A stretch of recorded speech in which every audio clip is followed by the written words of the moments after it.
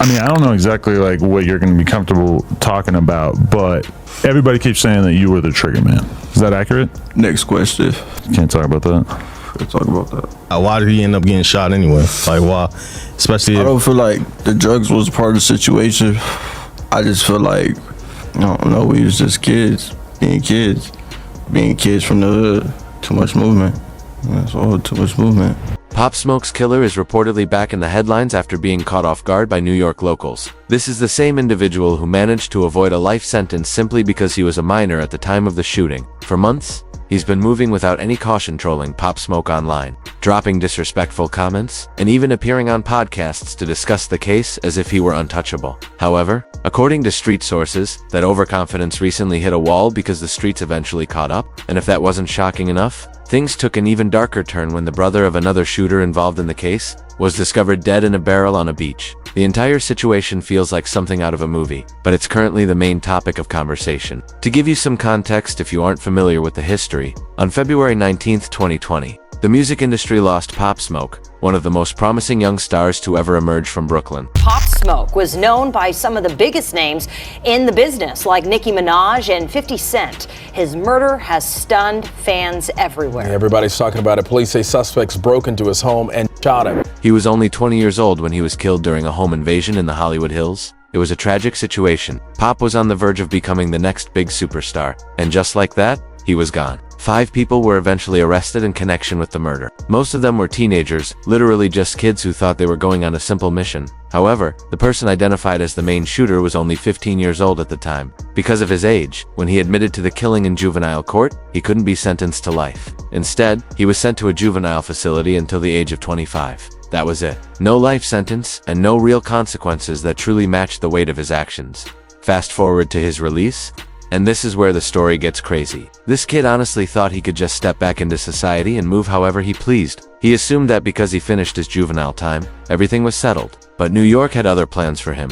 Believe me, before we dive into what actually happened to the killer, let's remember why Pop Smoke's death hit so hard. This wasn't just another rapper losing his life. Pop Smoke was fundamentally changing the sound of New York hip-hop. He brought Brooklyn drill to the mainstream in a way no one else could. Tracks like Welcome to the Party, Dior, and For the Night weren't just hits, they were anthems that defined the energy of the entire city. Pop had that voice, that deep, gritty tone that was unmistakable. He possessed the presence, the charisma, and the pure star power that made major artists like Travis Scott, Nicki Minaj, and Quavo line up to work with him. Everyone wanted a piece of the energy Pop Smoke was bringing to the table. He was only getting started, and the entire industry knew he was destined to be massive. His posthumous album, Shoot for the Stars, Aim for the Moon, went straight to #1 and dominated the charts for weeks. That's the level of impact he had. People weren't just mourning a rapper. They were mourning a generational talent taken far too soon and the legacy he never got to finish. So, when his killer gets out and starts moving, recklessly talking about the murder, like it's nothing, you have to understand the level of disrespect that represents.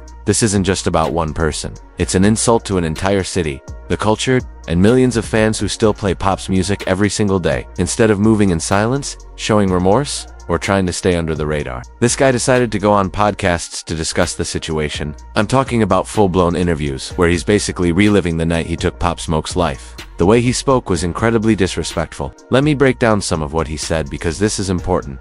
In one interview, the host asks him about that night, trying to figure out if it was a planned hit or just a robbery gone wrong. Listen to how casual he sounds when he talks about it. He says, "It was a robbery. Nobody sent us there. None of that happened. That's all false information. There are a lot of pages out there giving out fake info on YouTube. They don't know anything. You all don't know anything. You're just assuming and putting things together as you go."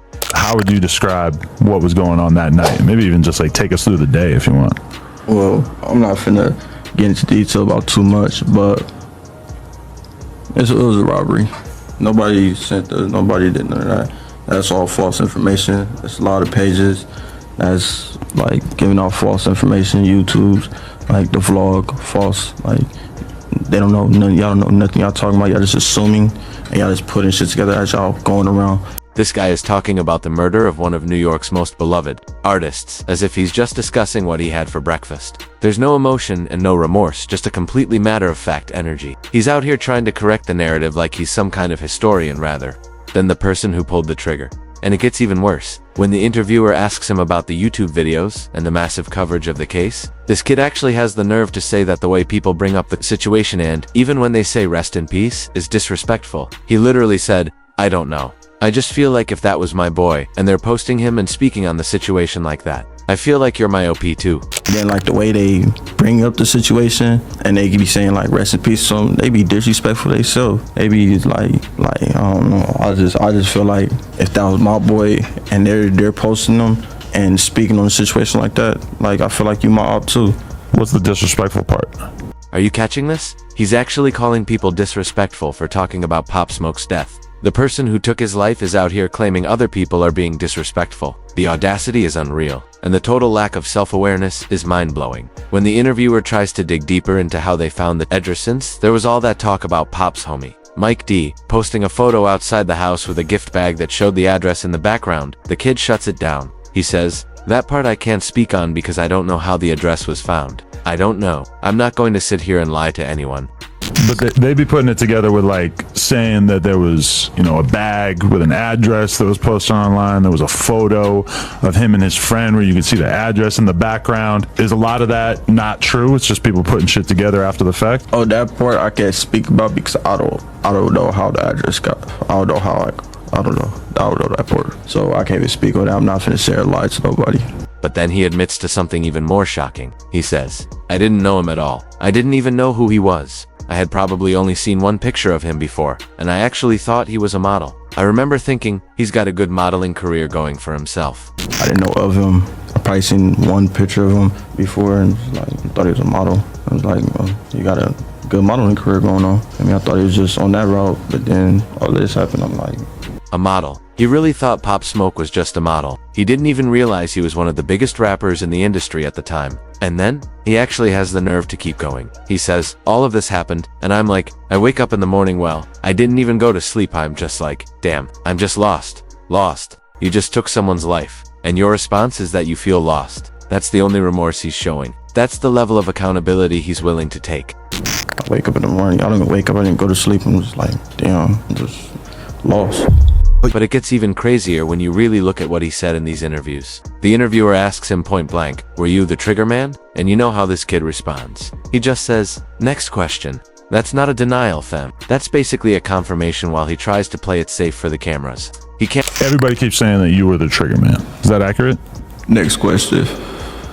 Can't admit it on camera because that would be a legal disaster, but he isn't denying it either. He just brushes it off like it's some uncomfortable topic at a family dinner. Then, he starts going into more detail about the night itself. He claims, "Nobody was intended to get hurt. Nobody was intended to get hurt that night." But then, he immediately contradicts himself by saying there was too much movement going on. When the interviewer asks what he means by that, he clarifies that he's talking about movement from Pop Smoke and everyone else in the house. He says there was just too much happening, it wasn't intentional, and that they wasn't on that. Too much movement. That's all, too much movement. Movement from everybody. Too much shit going on. It was too much shit going on. So it's like, it wasn't intentional. We wasn't on that. So, which is it? Was it an accident, or was there too much movement that forced your hand? Those are two completely different stories. The fact that he can't keep his narrative straight while casually discussing taking a life is exactly what has people so heated. He even admitted he was high that night, saying, "I was off a perk, so I wasn't really fully aware of anything." So, you're telling me you decided to go on a robbery while high on pills? Not even fully conscious of your actions, and someone ended up dead-end? Do you think that makes it better? You think that excuses anything? When the interviewer asks if he and his crew had done missions like this before, he just hits them with another next question. Again, no denial, just dodging. Had y'all gone on missions like this before? Next question. But the implication is clear. This wasn't their first time trying to rob someone. They were really out there living that life, thinking they could just pull off hits without anything going sideways. When asked if they knew anyone in the house that night, or if Pop was set up by someone close to him, he gets a bit more definitive. He says, "Nobody backdoored anyone. I know that 100% for sure. Nobody set him up. That female, I can't say too much about her, but she has no idea what she's talking about." Nobody backdoored nobody. Let's clear that up. Nobody, I know that 100% for sure. Nobody backdoored nobody. That female, I can't speak too much on it, but she don't know what she's talking about at all. So, he's trying to clear up the backdoor rumors, but he's doing it in the most disrespectful way imaginable. He's talking about the situation as if he's doing everyone a favor by setting the record straight, rather than acknowledging he's the reason a man is dead. But here is where it gets truly reckless, and this is what pushed people over the edge. After these interviews, this dude started acting like a celebrity on social media. He was posting on Instagram, making subliminal references, and moving like he was proud of his actions. He's out here acting like being Pop Smoke's killer is some kind of badge of honor. The streets were watching all of this. Believe me, they were taking notes. Every post, every interview, and every time he opened his mouth, it was being cataloged. See, when you're from New York and you take out one of the city's own, you have to move carefully. You have to move like you have enemies on every corner, because you probably do. Pop Smoke wasn't just some random artist. He was Brooklyn through and through. The entire city was behind him, and his music provided the anthems for every neighborhood from Brownsville to Bed-Stuy. Dior had everyone doing the woo walk, and Welcome to the Party was the soundtrack to every function and every moment where people wanted to feel that raw energy. This kid actually thought he could. Talk about killing Pop as if it were nothing. He really believed he could sit on podcasts and break down the details, saying things like, "We were just kids from the hood being kids," as if that justifies murder. Kids being kids is sneaking out of the house or getting caught smoking behind the school. It isn't committing home invasions and taking someone's life. Yet, he kept trying to frame it that way, acting as if they were just young, reckless, and didn't know any better. Now, this is where the story takes a turn that has everyone talking. Word started spreading throughout New York that Pop Smoke's killer was moving way too reckless. People were watching these interviews, seeing him all over social media, and hearing reports of him out in public, acting like he didn't have a care in the world. But let me tell you something about New York, especially Brooklyn. They don't forget. They never forget. According to multiple street sources and people who stay plugged in, this kid eventually got caught lacking, and I mean lacking in the worst way possible. He was somewhere he had no business being, likely thinking he was safe because he had served his time. Even though most feel that time wasn't nearly enough, that's when the goons pulled up on him. Now, I can't confirm every single detail because that's how the streets work. There are always different versions of the story. However, what has been consistent across the board is that he was caught in a major violation. We're talking about a serious beating, the kind that makes you rethink every decision you've ever made. It was the type of confrontation that serves as a brutal reminder that trolling on social media and doing interviews has real-world consequences. From what people are saying, this wasn't just a quick scuffle, it was personal and methodical. It was New York sending a clear message. You can't disrespect a local legend and expect to just walk around freely. They waited for the perfect moment, caught him when he was vulnerable, and made sure he understood the weight of his actions. And honestly, many people felt this was long overdue. Not because violence is ever the answer, and, let's be clear, it's not, but because of the sheer disrespect this individual displayed. You can't take someone's life, receive a light sentence because of your age, and then turn around and brag about it in interviews. You can't move like that and expect zero consequences. The streets operate on a completely different code than the legal system. The courts might have given him a pass because he was a juvenile, but the streets don't care about age. The streets care about respect, honor, and not speaking ill of the dead. And he violated every single one of those rules. But this is where the story gets even darker, showing just how deep this situation goes. Remember, 5 people were originally arrested in connection to Pop Smoke's murder. One of them was a guy named Daquan Murphy. While he wasn't ultimately charged in Pop's case, he's currently incarcerated for an unrelated murder. Well, Daquan has a brother named Javante Murphy, and what happened to him is absolutely horrific. On July 31st, Javante's body was discovered inside a 55-gallon barrel floating near the Pacific Coast Highway Bridge in Malibu. You heard that right, stuffed in a barrel in the ocean. The details of this story are absolutely insane. A maintenance worker was the first to spot the barrel just floating in the water. He tried to drag it to the shore, but it was too heavy for him to manage alone. So he just left it there, likely thinking it was just discarded trash. The following morning, a lifeguard on duty saw the barrel and swam out to bring it in. When authorities finally opened it, they found Javante's naked body stuffed inside. The coroner immediately ruled it a homicide. Now, get this. Javante was an aspiring rapper himself. He loved music and had dreams of making it big, just like the people his brother was associated with.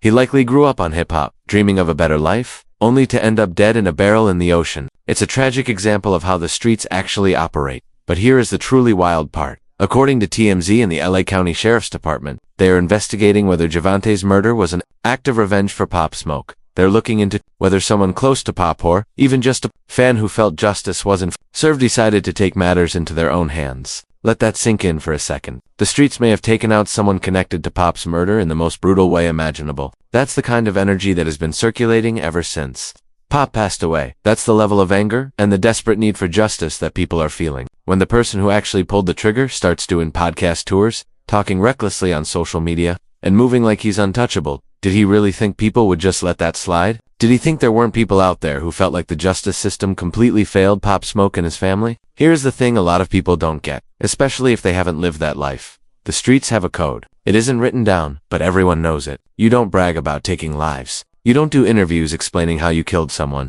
And you definitely don't act proud of it, especially when that person was loved by millions. This kid violated every single part of that code. The moment he got out, he started moving like he was invincible. He sat for interviews casually discussing the murder and posted on social media like he was some kind of celebrity. He showed zero remorse, zero accountability, and zero understanding of the weight of his actions. In return, the culture responded exactly the way you'd expect, the same way it has throughout hip-hop history. When someone breaks the code, the streets have always had a way of handling people who move with that much disrespect. They caught him lacking and made an example out of him. Let's be real. The legal system failed Pop Smoke. There is no way around that. The person who took his life was only sent to juvenile detention until age 25.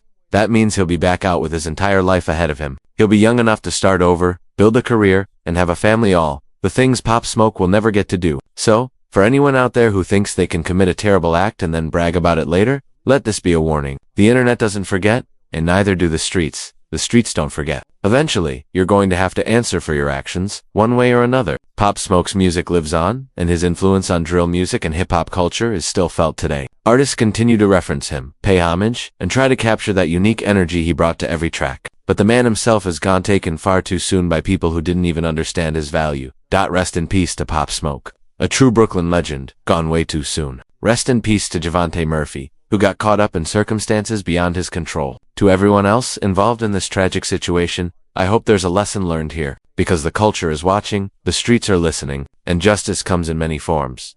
That's all for this one. Let me know what you guys think in the comments. Was that confrontation deserved? Is this street justice, or just another cycle of violence? Should the legal system be tougher on juvenile offenders in cases like this? Drop your thoughts below, and let's get a real conversation going. As always, stay safe out there. These streets aren't playing games, and they definitely don't forget. Peace.